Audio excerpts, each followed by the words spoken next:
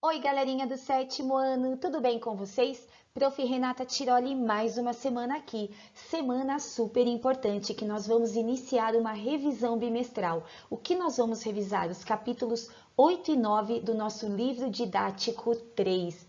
Galerinha, chegamos ao final de mais um livro. Então, fique confortável, pegue o seu material, anote tudo que for importante e vem comigo.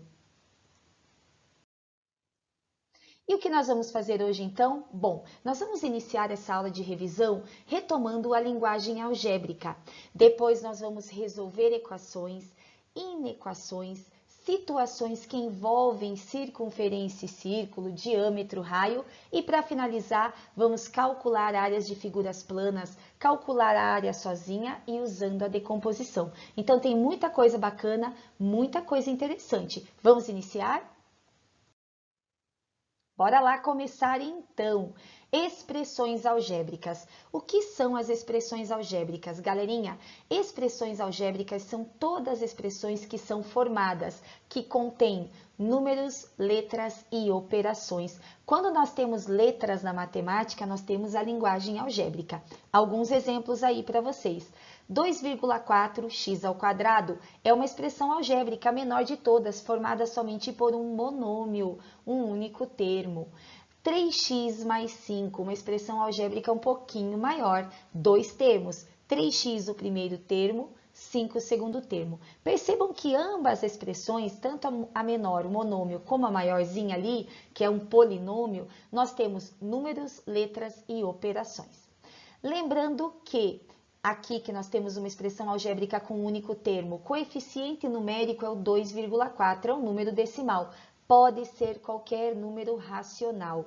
E a parte literal, x². Nessa segunda expressão algébrica aqui nós temos dois termos, se liga aí. Primeiro termo, 3x, coeficiente numérico 3, parte literal, letra x. Segundo termo, 5, coeficiente numérico 5 e não temos parte literal nesse segundo termo dessa expressão algébrica. Lembraram? Normalmente cada termo quase sempre é formado por um coeficiente numérico e uma parte literal. Às vezes acontece do termo não ter a parte literal. Continuando ainda, vamos representar o perímetro desse polígono usando uma expressão algébrica. Polígono que tem 6 lados, nós temos um hexágono. Esse polígono é um polígono não convexo.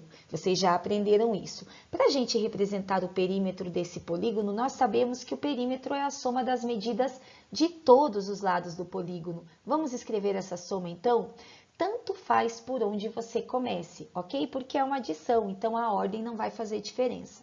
A prof começou escrevendo 3y mais 1,4 mais 2,5 menos 3y mais x mais 2x menos 3 mais y mais 1,6 mais x mais 1. Ou seja, eu somei a medida de todos os lados desse polígono.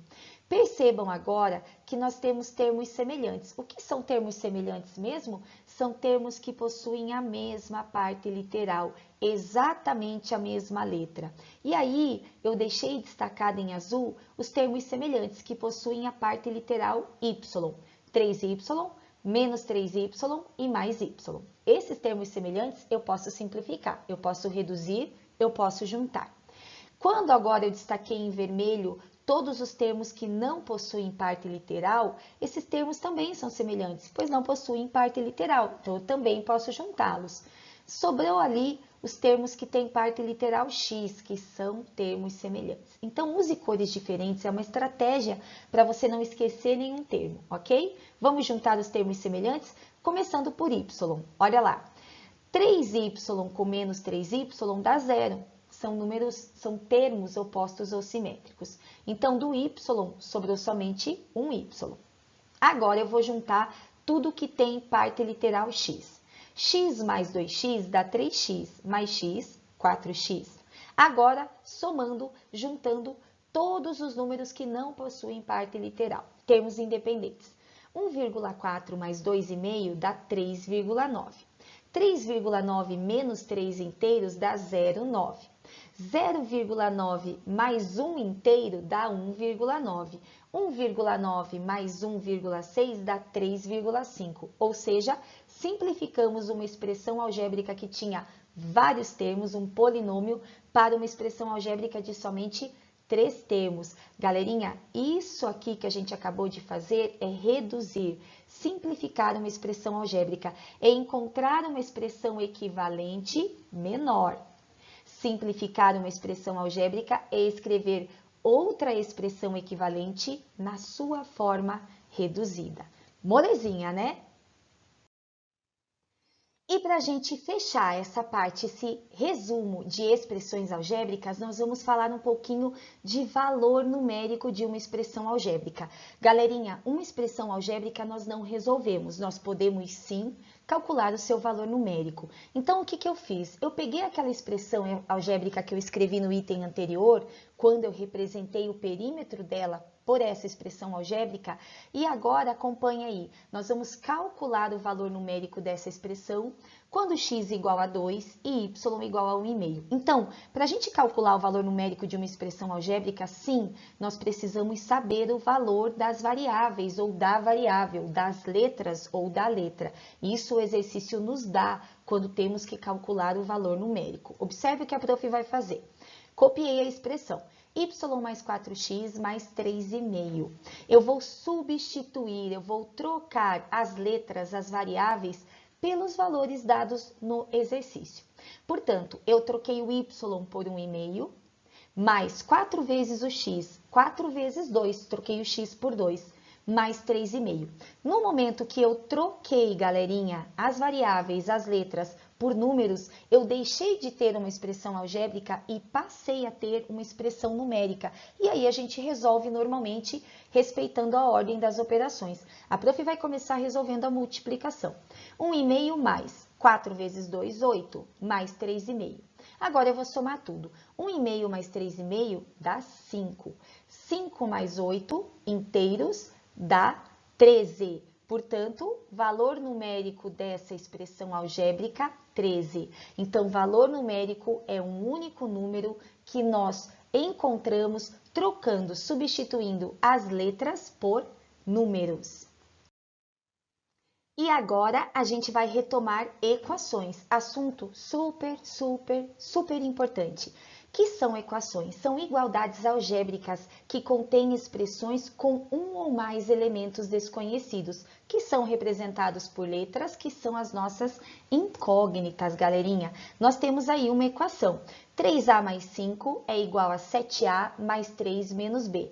Percebam que nós temos uma igualdade algébrica, uma igualdade entre duas expressões algébricas, onde nós temos aí dois elementos desconhecidos, representados pelas incógnitas, pelas letras a e b. Então, para ser equação, tem que ter igualdade, tem que ter letra. Primeiro membro de uma equação, tudo que está à esquerda da igualdade, tudo que está antes do igual. Segundo membro da equação, tudo que está à direita da igualdade, tudo que está depois do igual. E nessa equação, as nossas incógnitas são A e B. E nós aprendemos a resolver equações. Mas, prof, o que é resolver uma equação? Galerinha, resolver uma equação é determinar, é encontrar o valor da letra, da incógnita. Quando nós encontramos esse valor, nós chamamos a resposta de solução ou raiz da equação. Ou seja, a nossa raiz da equação é o valor da incógnita que quando nós substituímos, trocamos na equação, torna essa igualdade verdadeira. E nós aprendemos algumas maneiras de resolver equações. Quer ver? Vamos relembrar? Usando os princípios de equivalência, princípio aditivo, o que eu somo ou subtraio em um dos membros da equação eu faço exatamente igual no outro. Princípio multiplicativo, se nós multiplicamos ou dividimos um dos membros da equação, nós fazemos o mesmo no segundo membro da equação. E o método prático que utiliza as operações inversas, que é o método que nós vamos usar para resolver as equações. Se liga aí nos exemplos. Bora lá, vamos resolver equações. A prof colocou um exemplo bem bom aqui, que a gente pode treinar a equação com parênteses e fazer a resolução usando o método das operações inversas, ok? Temos uma equação aí, porque temos uma igualdade algébrica que apresenta elemento desconhecido, que é o x, a nossa incógnita. Nós vamos iniciar retirando os parênteses dessa equação. Como é que nós vamos fazer isso? O 3, galerinha, ele está multiplicando tudo o que está dentro do parênteses, o x e o menos 6. A gente vai aplicar a propriedade distributiva, a famosa regra do chuveirinho. Ou seja, eu vou distribuir essa multiplicação. Olha só, repetiu o 12x, mais 3 vezes x, 3x, menos 3 vezes 6, 18. Isso tudo é igual a 8x menos 25. Beleza? Agora eu vou organizar essa equação. É deixar tudo que tem letra no primeiro membro, tudo que não tem letra no segundo membro. Lembrando que quando eu vou trocar um termo de um lado para o outro, de um membro para o outro da equação, eu tenho que fazer a operação inversa. Então, olha só. Primeiro, eu juntei o 12x com o 3x, que deu 15x. Repeti o menos 18, igual a 8x menos 25. Agora eu vou fazer essa troca. Olha só, o 8x que tem letra e está no segundo membro, eu vou trazer ele para o primeiro membro fazendo a operação inversa.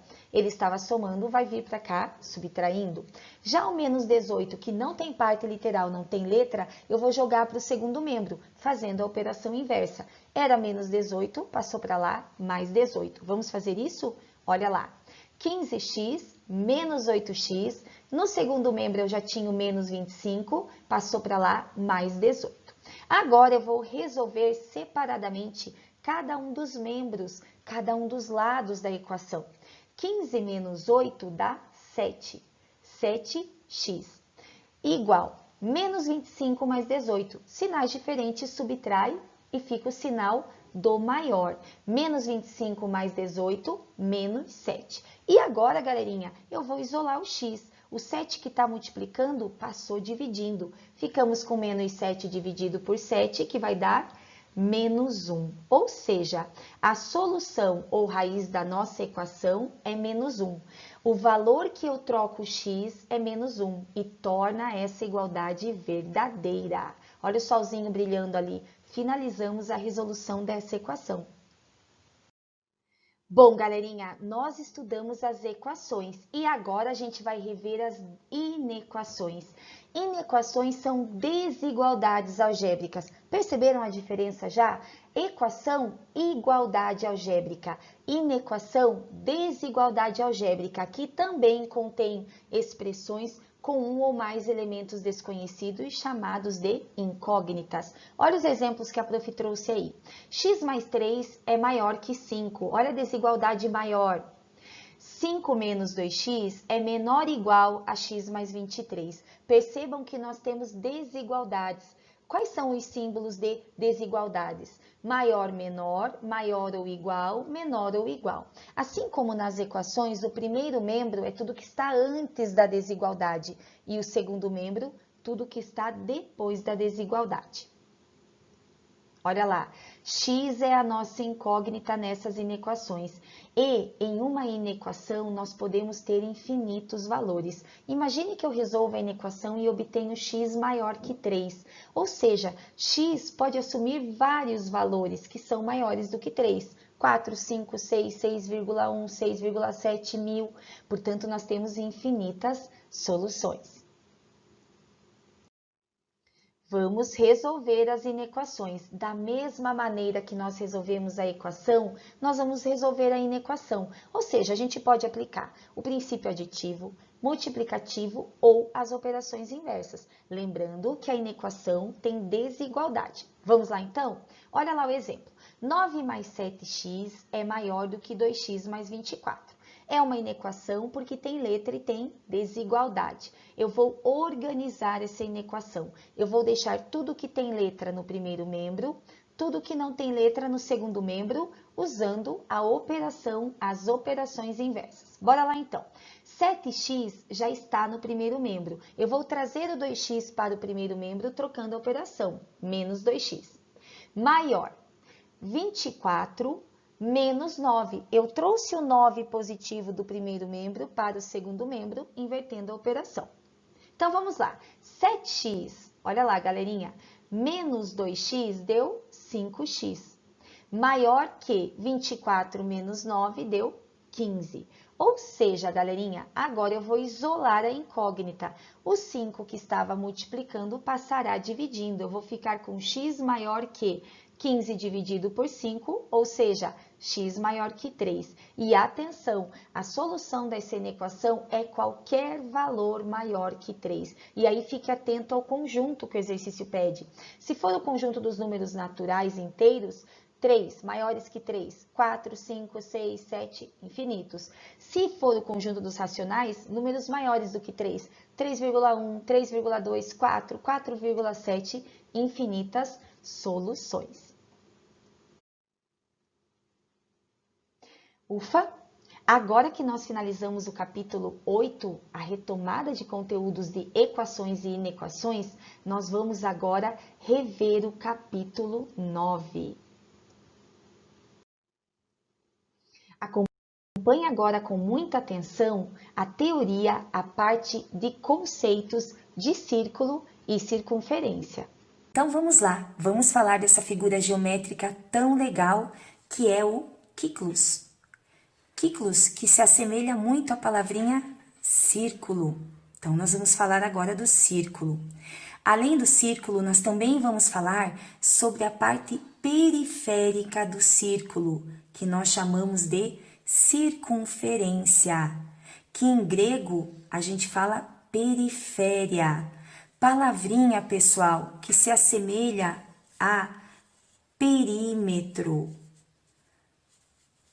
E perímetro que se assemelha também à periferia. Palavrinha que nós usamos para colocar tudo que está em torno de algo. Usamos inclusive essa palavra periferia nas cidades. Tá, prof, mas se nós vamos falar de círculo e circunferência, cadê o círculo? Vamos desenhar ele aqui então? Observe aqui. A prof fez um segmento aqui que tem 5 centímetros. Tranquilo até aí, pessoal? Agora, usando o meu compasso, eu vou colocar a ponta seca em uma das extremidades desse segmento e vou fazer a abertura de 5 centímetros. Atenção, então, agora a prof está desenhando o nosso círculo. Estão vendo aqui? Com auxílio do compasso. Ok, pessoal? Desenhamos o círculo apareceu. A prof vai fazer o seguinte, para a gente deixar mais forte aqui, melhor para vocês visualizarem, eu vou pontilhar aqui a minha figura geométrica.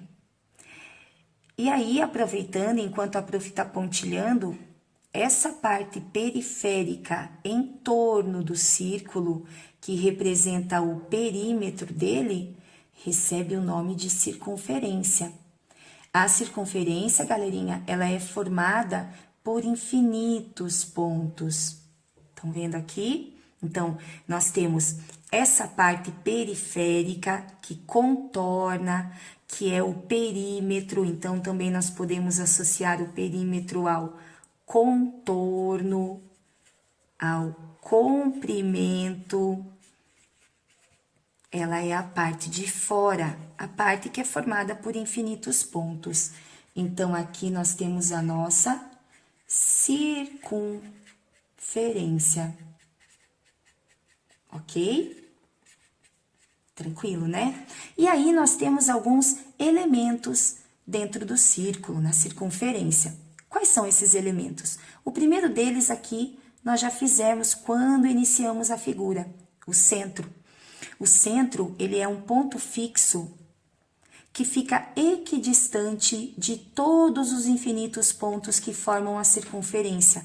Equidistante quer dizer que ele está à mesma distância de todos os infinitos pontos que formam essa circunferência, esse contorno, esse perímetro, essa periferia. Tranquilo? Aqui nós temos outro elemento, o raio.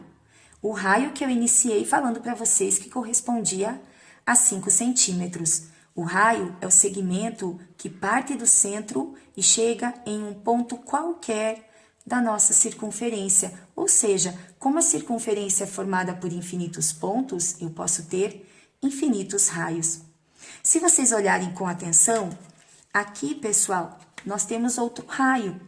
Olha, segmento que sai do centro até um ponto qualquer da circunferência. Tranquilo? E quando eu faço a união de dois pontos quaisquer da circunferência e esse segmento passa pelo centro, aí nós temos o diâmetro. Então, percebam aqui que o diâmetro, ele corresponde a 2 vezes a medida do raio.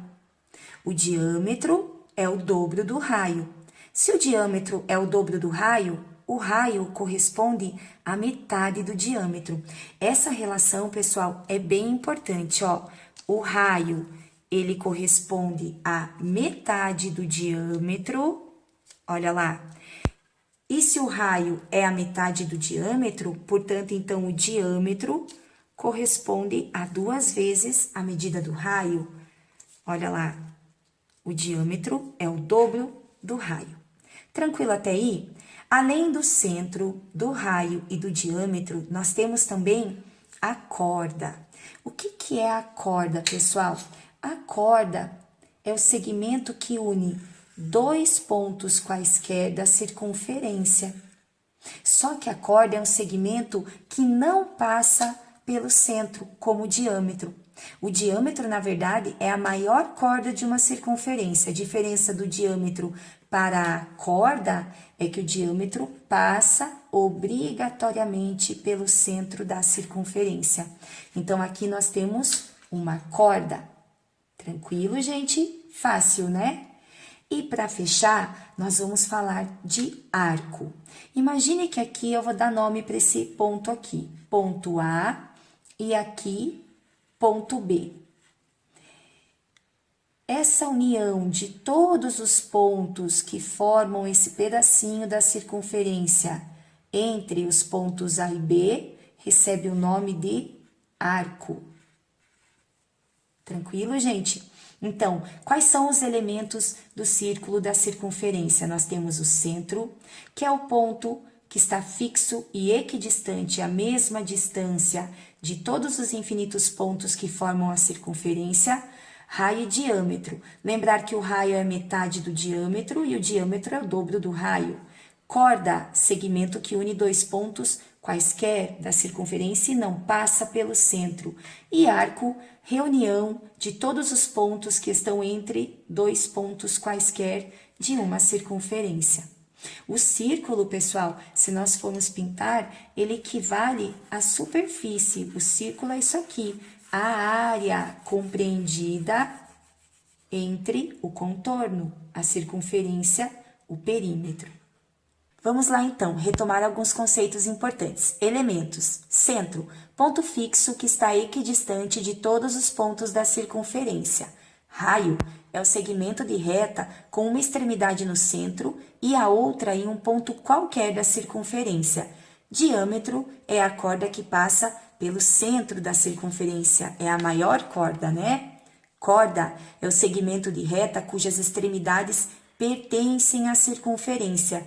E arco é a reunião de todos os pontos de uma parte da circunferência compreendida entre 2 pontos. Para fechar, elementos aparecendo aqui na figura: arco, diâmetro, raio, corda e centro.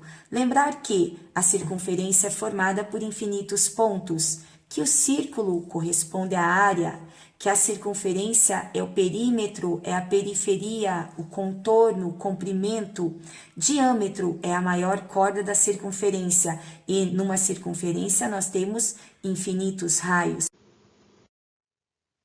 E aí, galerinha, curtiram a aula de conceitos de círculo e circunferência? Foi uma aula bem prática, vocês puderam visualizar na imagem direitinho os elementos, tudo de importante, né? E ainda a gente de quebra ganhou um pouquinho de história da matemática. Agora, para a gente fechar o capítulo 9, nós vamos relembrar o cálculo de áreas e perímetros de figuras planas. incluindo o cálculo de áreas por decomposição. Aula bem prática também, vocês vão lembrar, eu tenho certeza, estamos usando o GeoPlano aí para facilitar o seu entendimento. Curte aí! Vamos lá então, galerinha, vamos começar retomando alguns conceitos bem importantes. Quais são esses conceitos? Área e perímetro.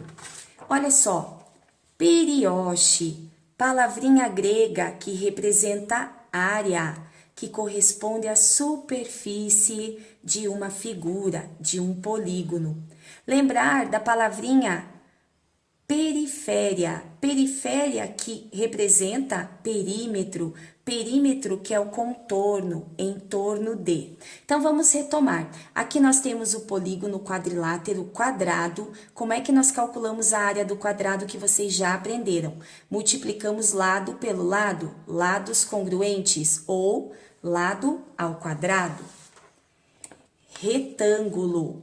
Retângulo, também um quadrilátero, lados opostos, paralelos e congruentes. Como é que nós calculamos a área de um retângulo? Base vezes altura ou comprimento vezes largura. Lembrar que a palavrinha H representa altura na matemática, H também de origem grega. Paralelogramo. Paralelogramo é um quadrilátero que possui os lados inclinados. A diferença do paralelogramo para o retângulo é que o retângulo possui 4 ângulos retos. Já o paralelogramo, ele possui ângulos obtusos e agudos, 2 ângulos agudos e 2 ângulos obtusos. Lembrar que a fórmula para a gente calcular a área do paralelogramo também é igualzinha do retângulo. Base vezes altura. Só tomar cuidado porque a altura sempre é um segmento perpendicular à base, formando um ângulo de 90 graus. Ela pode parecer fora do paralelogramo ou aqui dentro. Ok, pessoal? Vamos agora rever a área do triângulo. A prof colocou 2 triângulos aqui para vocês. O triângulo retângulo, que tem um ângulo reto, um ângulo de 90 graus. E esse triângulo qualquer aqui, cuja altura está representada dentro desse polígono do triângulo. Olha lá, altura H, segmento perpendicular. Como é que nós calculamos a área de um triângulo? Base vezes altura, tudo isso dividido por 2. Bom, pessoal, nós fizemos uma breve retomada das áreas e falamos um pouco de perímetro, porque vocês já estudaram isso na semana anterior. Bom, galerinha, a prof trouxe aqui o GeoPlano. GeoPlano é legal porque a gente tem a simulação de uma malha quadriculada. Por que eu trouxe o GeoPlano? Para a gente perceber exatamente a diferença do perímetro e da área. Perímetro que a prof representou aqui pelo elástico colorido, no caso do quadrado, do retângulo e do triângulo. Então, perímetro, contorno, em torno de. Vamos calcular o perímetro desse quadrado? Soma da medida dos lados. 3 mais 3 mais 3 mais 3, ou 4 vezes 3, que dá 12. 12 unidades, usando aqui o nosso GeoPlano. Olha o que a prof vai fazer agora. Agora eu vou calcular o perímetro do retângulo. 4 mais 4, 8 mais 2, 10, mais 2, 12. 12 unidades, ok? O triângulo a gente usaria o mesmo princípio, a mesma estratégia, somar a medida dos lados. Agora perceba a diferença então agora do perímetro para a área. Área é superfície, a prof agora vai preencher toda a superfície do quadrado e do retângulo. Já voltamos.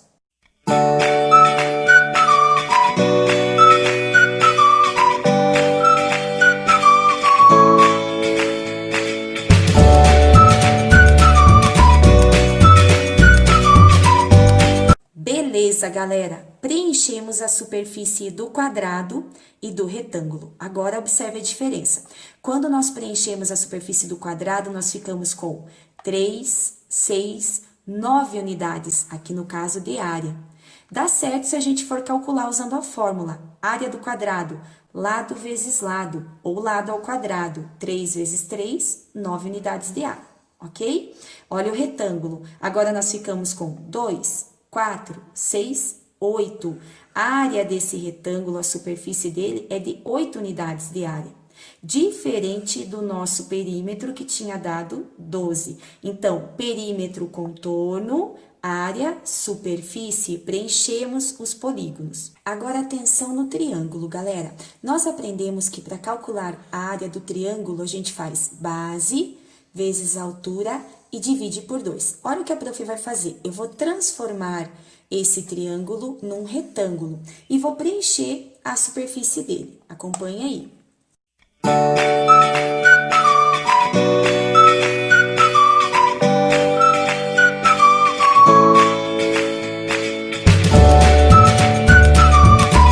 Quando nós preenchemos a área, a superfície desse retângulo, nós temos 3, 6, 9, 12 unidades de área.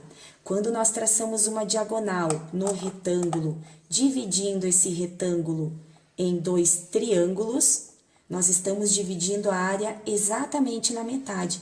Então, se aqui a área toda do retângulo era 12 e agora eu dividi por 2, a área do triângulo ficou equivalente a 6 unidades de área.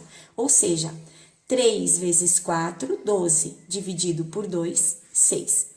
Lembraram das áreas? Agora nós vamos falar do outro assunto. E agora a gente vai falar um pouquinho sobre áreas por decomposição. Decompor figuras é uma opção para a gente calcular a área total de imagens que nós não temos uma fórmula específica, usando o cálculo da área de quadrados, triângulos, retângulos ou paralelogramos. Agora, olha só, nós vamos calcular a área total dessa figura aqui que a prof vai colocar para vocês. A gente quer calcular a área total dessa imagem, ok? E eu não tenho uma fórmula específica para usar um único cálculo para fazer isso. Então, eu vou decompor em áreas que eu conheço como calcular. Essa parte aqui, esse retângulo que está em preto, eu vou chamar de área 1. O triângulo, a prof vai chamar de área 2. E essa chaminé que é quadrada, área 3. Tranquilo até aí, pessoal? Nós vamos calcular as áreas separadamente e depois vamos juntar todas elas, somá-las, para ter a área total. Então, nós vamos resolver juntos. Olha lá. Primeiro, nós vamos calcular a área 1. A área 1 era um retângulo. Retângulo cuja base media 6 metros e a altura 3 metros. Base vezes altura, 6 vezes 3, 18. Portanto, a área retangular, 18 metros quadrados. A área 2 era do triângulo, base vezes altura dividido por 2. Olha o que a prof fez. Base, 6, altura, 2,5, tudo isso dividido por 2. 6 vezes 2,5 deu 15. 15 dividido por 2, 7,5 metros quadrados. Para finalizar, a gente vai calcular agora a área da chaminé, que era um quadrado. Área do quadrado, lado vezes lado ou lado ao quadrado. O lado, a chaminé tem 1,5 de lado, então 1,5 vezes 1,5, 2,25 metros quadrados. Para a gente calcular a área total daquela casinha, pessoal, eu vou somar. A área total vai ser a soma das áreas 1, 2 e 3. 18 mais 7,5 mais 2,25, totalizando 27,75 metros quadrados. Então, é muito fácil. Quando vocês tiverem uma imagem que você não pode calcular diretamente a área total, faça decomposição em áreas, em figuras planas que você conhece como calcular a área. Vamos ao último exemplo, então? Olha lá, pessoal, agora nosso objetivo é calcular a área da calçada que está em torno, contornando essa piscina. Percebam que nós temos as dimensões do retângulo maior e do retângulo menor, que corresponde à piscina. Então, olha o que a prof vai fazer. Eu vou começar calculando a área do retângulo maior, ok? Área do retângulo maior, base vezes altura, 7 vezes 6, 42. 42 metros quadrados.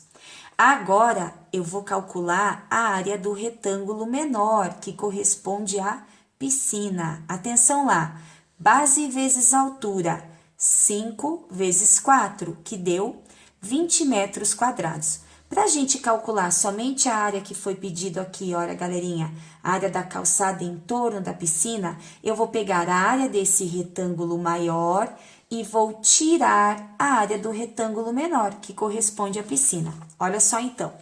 A área total vai ser igual à área do retângulo maior menos a área do retângulo menor, que é a área da piscina. Ou seja, 42 menos 20, que corresponde a 22 metros quadrados. Ou seja, respondendo o que o exercício pediu, a área em torno da piscina, da calçada que será construída em torno da piscina, corresponde a 22 metros quadrados. Mas, galerinha, como tudo que é bom sempre acaba, chegamos ao final da nossa aula 1, aula que nós retomamos muitos assuntos importantes, relembramos várias coisas que nós estudamos. E agora a gente vai para a aula 2, aula de mão na massa. Nós vamos praticar atividades para que você tenha certeza do seu entendimento dessa aula 1, de tudo que a gente retomou. Então, sem preguiça, hein? Eu espero vocês na aula 2. Beijo e até daqui a pouco.